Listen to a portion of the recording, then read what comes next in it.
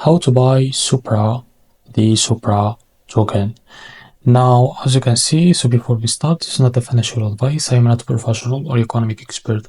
So before investing in any project that you find on my channel, please do your own research. Now, to be able to buy this token, first of all, make sure to take a look on their X account. They have a big community, as you can see.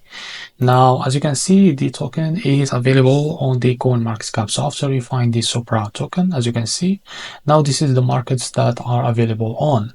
Now, after you find the market or the provider, the exchange platform that you use, just click on it. For example, if you select the MixC, as you can see, just click on it, and they will redirect you to MixC platform to be able to buy this token. Now, as you can see, make sure to have to log into your account, and after you log into your account, just go and buy this token. Just select the market.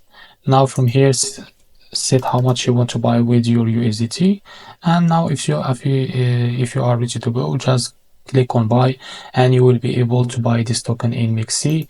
If you like use the Gate.io or Hotcoin or Wix or KuCoin or Bybit, the process is the same. Just go and click on the exchange or the platform that you use and buy it from there.